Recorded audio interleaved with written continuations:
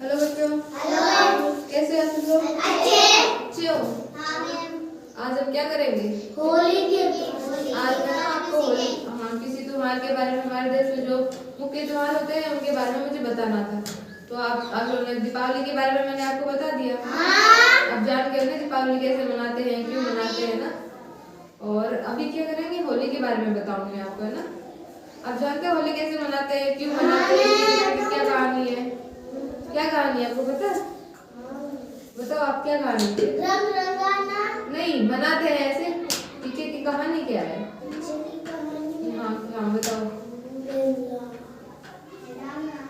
नहीं चलो मैं बताती हूँ, आपको पता नहीं है ना। उसमें क्या हुआ था, सत्युग की बात है। एक राजा हुआ करता था, हिरण्यकश्यप, है ना। क्या नाम था उसका? हिरण्यकश्यप।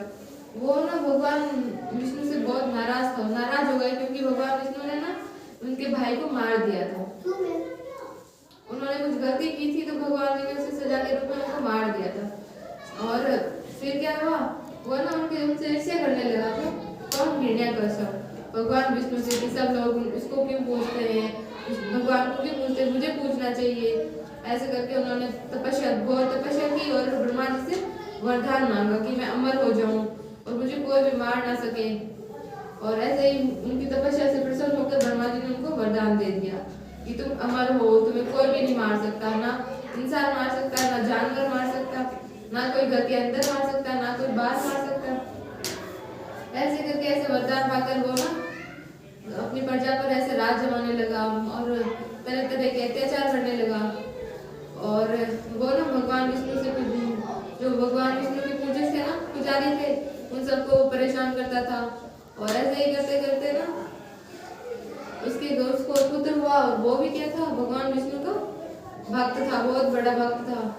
वो उसको भी मारना चाहता था कि ये मेरा पुत्र होने के बावजूद जो भगवान विष्णु को क्यों मारता है, मुझे मारना चाहिए। और उसको मारने के लिए बहुत सारे प्रयत्न किए, पर वो भगवान विष्णु की कृपा से बचता रहा हर वक्त। उसका क्या नाम था उसके पुत्र का? प्रहलाद नाम था ना।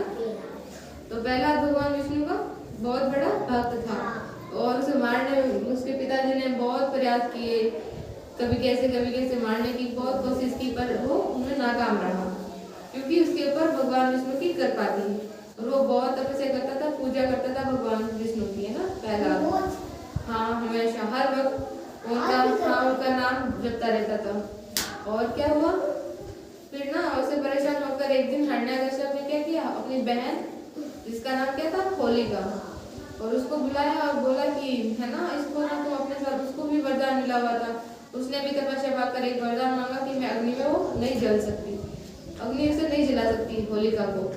तो उस वरदान का फायदा उठाकर हिरण्यकश्यप ने क्या किया, अपनी बहन को बोला कि तुम है ना इस अग्नि में ना अब मेरे बेटे को यानी प्रहलाद को लेकर बैठ जाओ अपनी गोदी में लेकर। और उसकी बात मानकर, अपने भाई की बात मानकर होलिका ने क्या किया, प्रहलाद को अपनी गोदी में लेकर आग में बैठ गई। और क्या हुआ, पता नहीं क्या हुआ, उसने उस वरदान को खारिज कर दिया और वो उसका ना होलिका जल गई, लेकिन प्रहलाद नहीं जला, क्योंकि उसके ऊपर भगवान विष्णु की कृपा थी। क्या हुआ, होलिका जल गई और प्रहलाद बच गया। और इसी वजह से हम ना पहले दिन हम होलिका की पूजा करते हैं और शाम को हम क्या करते हैं, होलिका जलाते हैं, होलिका दहन करते हैं ना। उसके उस घटना के बाद से हम हमेशा होली का त्योहार मनाते हैं। होली का पहले हम सबका त्योहार मनाते हैं ना। हाँ, सभी त्योहार मनाते हैं, सब लोग मनाते हैं होली का त्योहार। इसी वजह से हम मनाना शुरू किया था हमने ना। और उस घटना के बाद से हम हर वर्ष होली का त्योहार मनाते हैं ना। फाल्गुन की पूर्णिमा को मनाते हैं। कब मनाते हैं? पूर्णिमा।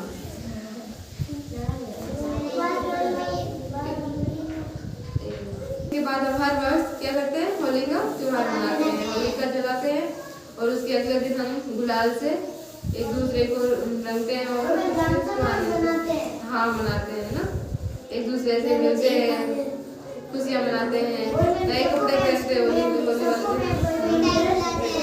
मिठाई खिलाते हैं, क्या बड़ों से प्रणाम करते हैं ना। भी मिलता है हमसे। पेपर का तो हम मेरे स्कूल आप लोगों को है ना, आप लोगों को समझ में आ गया ना